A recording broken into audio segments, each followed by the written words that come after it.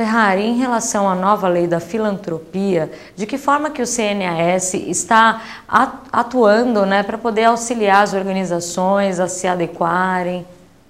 Pois é, em relação à nova popular lei da filantropia, como é chamada popularmente, a lei 12.101, ela traz consigo um novo marco legal para as organizações beneficentes de assistência social. Essa palavra filantropia ela acaba até nem cabendo tanto nesse novo momento, Mas esse novo momento, esse novo marco legal, ele não se encerra só na lei 12.101, não. Junto com ela veio também o decreto, que é o decreto 7237, que regulamenta um pouco essa lei e que tem alguns pontos, alguns pilares básicos que eu acho que são importantes a gente levar para toda a sociedade brasileira. Primeiro, que o Conselho Nacional de Assistência Social deixa de cumprir o seu papel cartorial. O que é um papel cartorial? É aquele papel de certificar as organizações, dar o certificado de entidades beneficentes de assistência social. Hoje não nos cabe mais isso. As entidades beneficentes de assistência social, elas devem requerer isso junto aos ministérios pelo qual elas executam a política. Por exemplo, entidades de saúde junto ao Ministério da Saúde, de Educação e de Assistência Social no MDS, Ministério do Desenvolvimento Social e Combate à Fome. Sendo assim, indo a atribuição de certificar para os ministérios, uma função que é administrativa, cabe agora ao Conselho Nacional de Assistência Social fazer o controle social disso. Ou seja, verificar se isso está sendo feito dentro do instrumento normativo, dentro do conjunto normativo que esse conselho propõe. Ou seja, uma organização ela pode ser certificada, uma organização de assistência social pode ser certificada como tal se não estiver cumprindo a tipificação de serviços, se não estiver alinhada com os propósitos da política, com os objetivos pré-estabelecidos na lei orgânica, não pode. E o Conselho Nacional vai acompanhar isso. Nós, no Conselho Nacional, a partir da lei 12.101, publicamos a resolução 16, uma grande novidade para a sociedade brasileira. A resolução 16 ela vem regular o artigo 9º da Lei Orgânica de Assistência Social, que diz assim: as entidades de assistência social devem estar inscritas nos conselhos municipais de assistência. O que significa isso? Que quem vai regular a política de assistência social são os conselhos municipais, de acordo com a demanda do território. Então, uma entidade vai propor fazer uma política de atendimento a esquimós no norte do país. O Conselho Municipal vai receber aquela proposta de serviço e vai falar: olha, isso aqui não é pertinente, não temos esquimós e muito menos gelo aqui faz muito calor, então não é pertinente essa política. Veja, o Conselho Municipal vai fazer o controle social de acordo com as suas demandas. Lembrando que faz parte do Conselho Municipal usuários, trabalhadores, entidades e governo. Muito bem. Uma outra novidade bastante significativa que surge a partir da lei de 12.101 é que a assistência social, as entidades de assistência social passam a ter um local próprio. Porque até bem pouco tempo, tudo que era para pobre era assistência social. Se fazer uma pergunta, uma pesquisa nas ruas, perguntar: olha, aquele vale transporte que o menino recebeu para ir e voltar da escola, o que é isso? Assistência social. E o uniforme que ele recebeu? Também assistência social. Tudo que era para pobre era assistência social.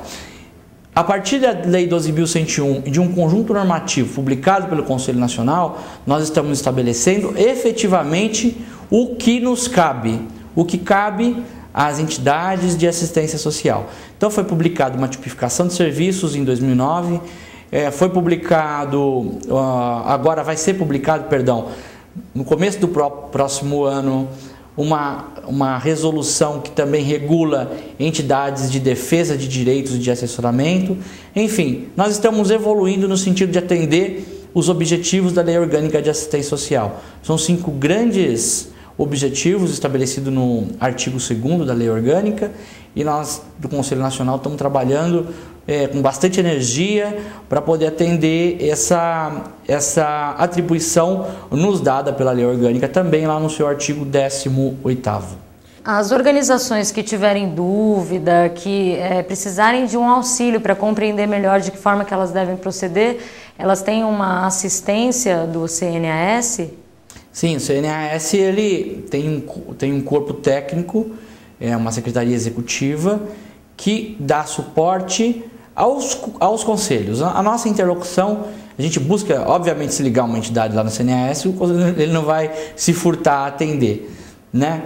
O que a gente recomenda é o seguinte: a organização tem que passar a conversar com o seu conselho municipal. Tem que gerar demanda. Ah, mas o conselho municipal não sabe.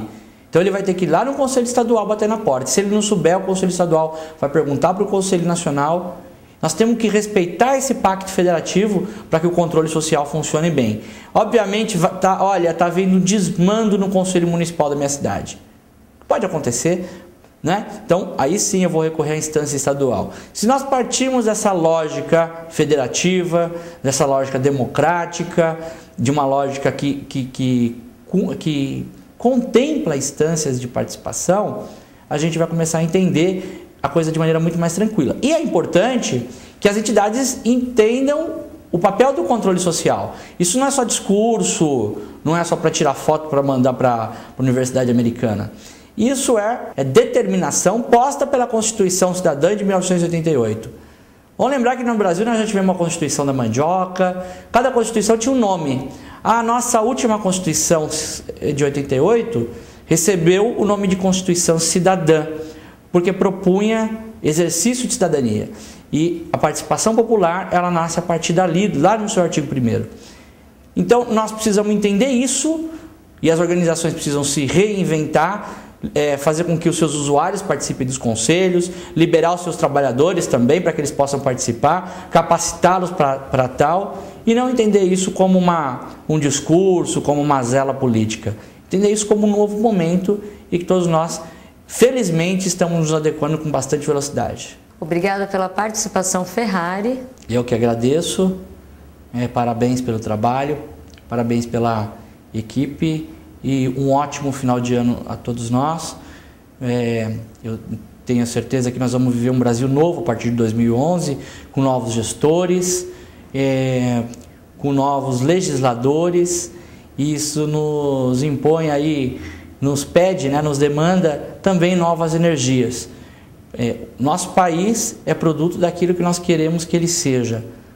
Não existe o lema aqui de uma rede de entidades aqui de São Paulo, que tem a sede em São Paulo, mas é uma rede nacional, que é a Rebrades, que diz o seguinte: não existe governo ruim quando a sociedade é bem organizada.